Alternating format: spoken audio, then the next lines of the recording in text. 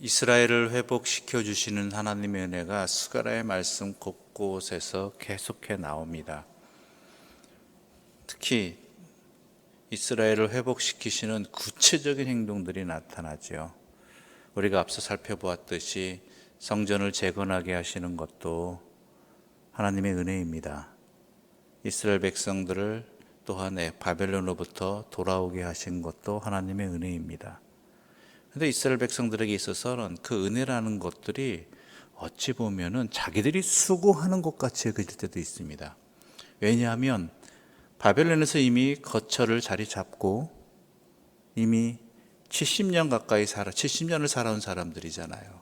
그 모든 것을 버리고 황무지에 불과한 모든 것이 황폐해진 이스라엘 예루살렘으로 돌아온다는 것은 자기들 입장에서 볼 때는 이건 자기들의 헌신이고 자기들의 수고거든요. 물론 하나님께서 구원해 주셔서 놓아주셔서 그런 거지만 그럼에도 불구하고 자기들이 그 모든 것들을 버려두고 온 거잖아요. 거기다가 또 어떻습니까? 아무것도 없는 땅에서 또한 이방 민족의 방해와 시련에도 불구하고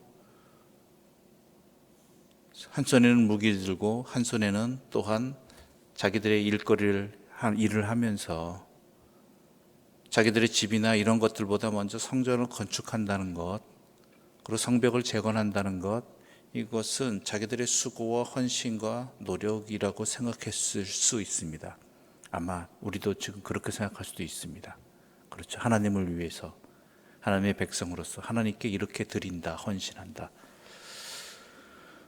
그런데요, 성경은 분명히 이렇게 말합니다. 그러한 수고들이라고 생각하는 것들이 엄밀히 살펴보자면 분명히 알아야 될 것은 다 하나님의 은혜 덕분이라는 것이죠. 그것이 무슨 내용인가? 11절과 12절 말씀 함께 읽어보겠습니다. 11절과 12절입니다. 또 너로 말할진대 내 언약의 피로 말미암아 내가 내 갇힌 자들을 물 없는 구덩이에서 놓았나니 갇혀 있으나 소망을 품은 자들아 너희는 요새로 돌아올지니라. 내가 오늘도 이르노니 내가 내게 갑절이나 갚을 것이라.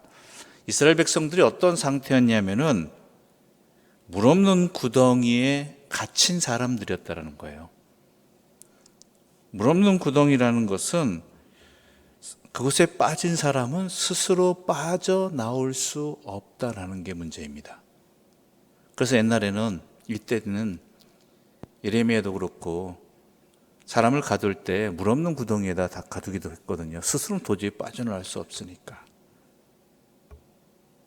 근데 포로된 이스라엘의 모습이 바로 그러했다라는 것이죠. 그것을 누가 건져주신 거예요? 하나님께서 건져주신 것이란 이야기입니다.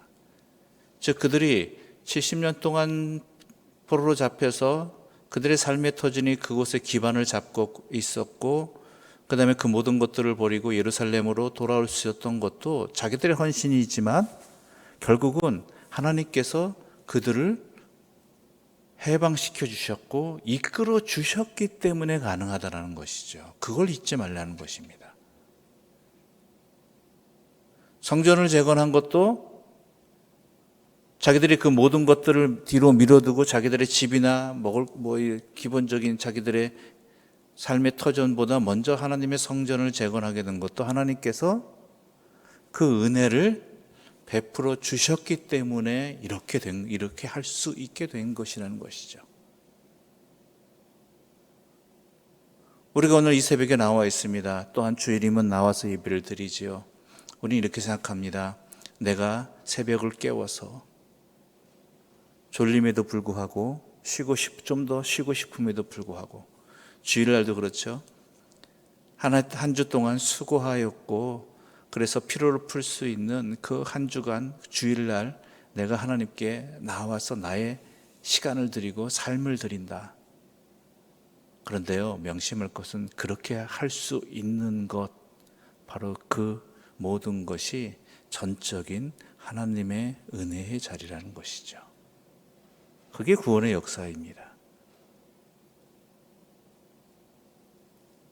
오늘 본문에는 또한 이방 민족에 관한 이야기도 나옵니다. 이 이방 민족들이 뭐냐면 이스라엘 민족이 어려움을 당할 때 함께 이방 민족들과 함께 이스라엘 괴롭히는 사람들과 함께 이스라엘 힘들게 만들었던 세력들, 이스라엘이 고통받을 때 자신들의 능력으로 힘으로 이스라엘을 괴롭게 한 민족들이죠.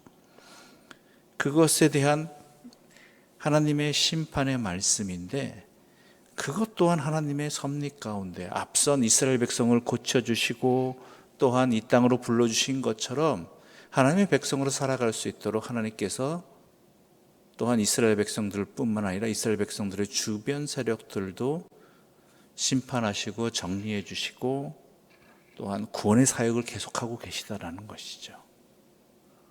그러니까 내가 살아갈 수 있는 숨 쉬는 것부터가 이미 다 내 스스로는 숨 쉴 수 없고 살아갈 수 없는 존재이지만 내가 그렇게 할 수 있도록, 내가 주님을 섬길 수 있도록 하나님께서 천적인 은혜를 베풀어 주셨다라는 것이죠. 그러면서 구원의 역사들이, 하나님의 우리들을 향하신 사랑의 은혜들이 계속해서 나타나는데, 그 절정이 무엇이냐? 바로 9절과 10절의 말씀입니다. 9절과 10절의 말씀 함께 읽어보겠습니다. 시온에 따라 크게 기뻐할지어다. 예루살렘에 따라 즐거이 부를지어다. 보라, 내 왕이 내게 임하시나니 그는 공의로우시며 구원을 베푸시며 겸손하여서 나귀를 타시나니 나귀의 작은 것 곧 나귀 새끼니라.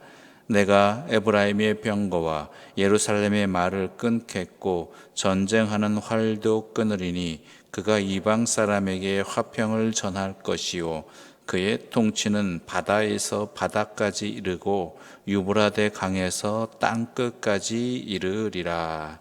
아멘. 바로 이것이 하나님의 구원의 역사의 절정이라는 것이죠. 무엇이요? 메시아. 예수님께서 우리의 통치자가 되시는 것, 내 삶의 주인이 되시는 것, 이게 하나님의 회복과 구원의 역사의 바로 절정이고 마침표이고 핵심이라는 것입니다. 성전이 회복되어지고 성벽이 재건되고 이방 민족이 심판을 당하고 우리가 자리가 굳건히 맺어지고 내 삶이 터전이 든든해지는 것, 이 모든 것들은요 마치 그 이전 사전 작업과 같은 거예요. 사전 작업과. 중요한 핵심은 바로 주님이 나에게 오셔서 나의 왕이 되시느냐, 즉 나에게, 내 입장에서는 여호와 하나님의 은혜로 말미암아 거듭난 내 자신이 예수님을 나의 통치자로 모시느냐, 그 뜻에 따르느냐, 이것이 내가 구원받은 은혜, 회복의 은혜를 입었느냐 아니냐의 확실한 가장 핵심의 요소라는 것이죠.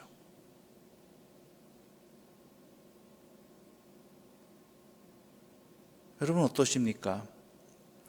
여러분들이 삶에 간구하고 또한 내 삶에 이것이 이루어졌으면 좋겠다, 해결되어졌으면 좋겠다라는 문제들에 우리가 예수를 믿는 목적이 있습니까? 아니면 예수님이 나의 전부로서, 나의 통치자로서 그분의 삶에, 그분의 뜻에 순종하는 것에 우리의 목적이 있습니까? 이거는 뭐 당연한 질문일지 모르겠지만 근본적으로 우리가 물어야 되는 것입니다. 아무리 성전이 회복되어지고 또한 성벽이 완성되어지고 내 거주지가 완성되어지고 이방 민족들이 또한 심판을 당하여서 우리의 뭐랄까요, 그 전에 쌓였던 문제들이 해결되어지는 것, 이런 것들이 아무리 있다 할지라도 예수를 나의 왕으로 모시지 못한다면, 예수님의 통치가 나의 삶에, 예수께서 나의 주관자가 되지 못한다면 그건 아무것도 소용없는 일이 되어버린다는 것이죠. 그래서 스가랴 선지자도 분명히 말합니다. 하나님께서 이러이러한 우리의 회복의 은혜를 허락해 주셨고 우리를 해방시켜 주셨고 성전도 지켜 주시고 막 은혜도 베풀어 주시고 또 이방 민족도 해결해 주셨지만 가장 핵심은 뭐다고요? 메시아가 우리에게 오신다. 그래서 이렇게 말하죠. 시온에 따라 크게 기뻐할지어다. 그냥 기뻐하다도 아니에요. 크게 기뻐할지어다. 예루살렘에 따라 즐거이 부를지어다. 보라, 내 왕이 내게 임하셨다. 그런데 그분이 어떤 분이세요? 공의로우신 분입니다. 구원을 베푸시는 분입니다. 겸손하신 분입니다. 그 겸손의 증거가 뭐죠? 나귀를 타셨다. 그것도 그냥 나귀가 아니라 나귀 새끼를 타셨다. 그런데 그가 하시는 일은 화평과 또한 공의와 그의 통치가 땅끝까지 이르게 된다는 것. 그 안에 나도 포함되는 것이죠. 이게 진정한 회복이고 진정한 구원의 자리라는 것입니다.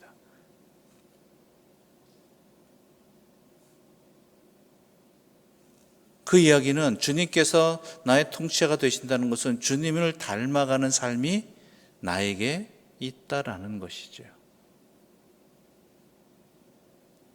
전에 말씀드렸지만 바울이 주를 사랑하는 자, 그의 뜻대로 부르심을 입은 자에게는 모든 것이 합력하여 선을 이룬다라고 한 고백이 바로 주님의 통치를, 주님의 구원의 역사를 받아들임으로 말미암아 주님께 순종함으로 말미암아 그 결과가 어떻게 되느냐? 그 모든 나의 삶에 시련도 다가오고 또한 즐거움도 있고 기쁨도 있고 애통도 있고 좋은 것 또한 고난, 이런 모든 것들이 결국은 그 모든 것들을 통하여 주님 다스리심 안에 있고 주님을 닮아가려니까 주님을 닮아가는 결과에 이르러 내가 주님처럼 주님의 성품을 닮아가는 그러한 결과가 나오게 되었다라고, 이것은 다 하나님의 뜻이다라고 말하고 있는 것이죠. 우리도 마찬가지입니다. 결국은 주님의 다스리심이라는 것은 주님 닮아가는 것이고 여러분을 통해서 주님이 나타나는 것이죠. 주님이 증거되어지고 여러분의 자녀를 통해서 부모인 여러분이 어떤 사람인지 또한 형태라도 닮았다라고 이야기할 수 있는 것이 어찌 보면 가장 정상적인 일이듯이 주님의 다스리심 안에 있고 주님의 자녀된 우리들이라면 우리를 통해서 우리가 예수님을 닮아가는 모습이 세상 사람들에게 증거되어지고 보여지고 나타날 수밖에 없어야 된다는 것이죠. 그것이 선한 것입니다. 그게 정상입니다. 그런 일들이 일어나게 된다는 것이죠. 우리 힘으로 안 되는데 하나님의 은혜로 말미암아 주님이 우리에게 오심으로 말미암아 그것이 진정한 구원이고 진정한 회복이고 진정한 화평이라는 것이죠. 그것이 진정한 형통함이라고 스가랴는 말하고 있는 것입니다. 물론 성벽이 지어지고 집들이 지어지고 여러 주변의 문제들이 해결되어지는 것 우리에게 참 기쁘고 즐거운 것입니다. 그런 것들 때문에 시험 받고 고통스러워하는 건 우리의 삶의 여러 가지 상황들 속에서 벌어지는 일들이고 그런 것들이 해결되어지기를 간절히 기도하는 것들도 우리들이지요. 그렇지만 분명히 아셔야 될 것은 우리에게 임하신 주님이 나의 삶의 통치자가 되기를, 내가 주님 닮아가는 진정한 하나님의 백성으로서의 진정한 구원의 회복의 삶을 살기를, 이것을 놓쳐서는 안 된다는 것입니다. 때로는 여전히 이웃이 나를 괴롭히고 내게 아직 주거의 문제가 해결되지 아니하고 또한 여러 가지 상황들이 어려울지라도 그럼에도 불구하고 내가 주님 붙들고 살아가고 있다라면 이미 하나님의 구원의 역사는 이루어지고 있고 또한 하나님께서 우리의 삶을 인도해 주시고 지켜주시고 보호해 주신다는 증거가 바로 그 주님의 다스리심 안에 있다라는 것, 이것이 우리에게 가장 중요한 것이지요. 그뿐만 아닙니다. 우리 주님은 우리를 형통케 하시기 위해, 즉 하나님의 백성으로 살아갈 수 있게 하시기 위해서 우리의 모든 것을 인도해 주시고 책임져 주시고 해결해 주시는 분이기도 한 것입니다. 결국 스가랴가 말하는 회복은 이것입니다. 메시아가 우리에게 오셨다. 그리고 우리를 다스려 주시고 계시고, 그 다스리심은 우리로 하여금 주님을 닮아가는 것, 바로 거기에 있다라는 것이죠.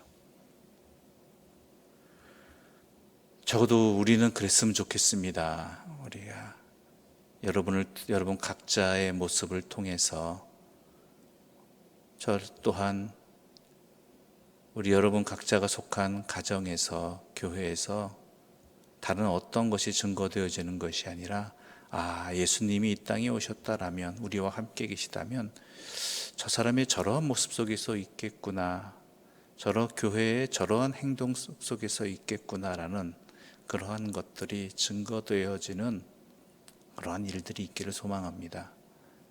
그게 바로 주님의 다스리심 안에 있는 것이고, 또한 주님의 구원의 백성으로 살아가는 그 증거가 될 것입니다.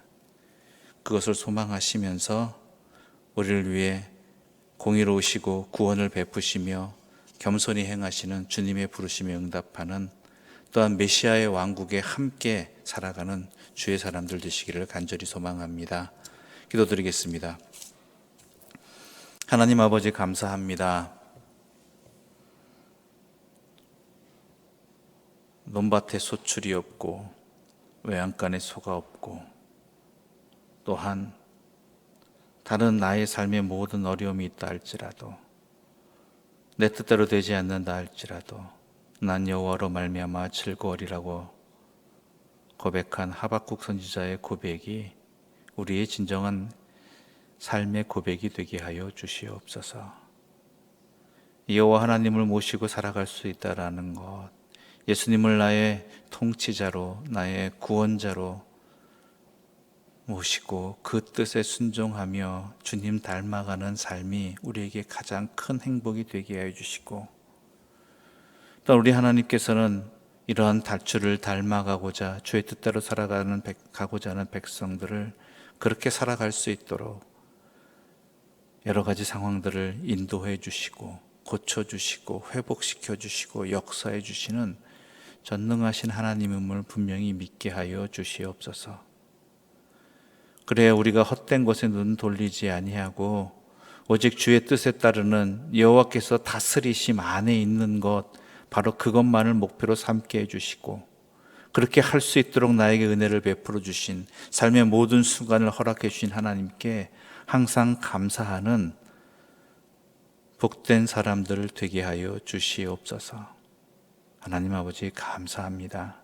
이 새벽 우리가 나와 이전에 주의 말씀을 듣고 주께 찬양드리며 주께 기도할 수 있다는 것 자체가 하나님의 은혜이고 하나님의 구원의 역사입니다.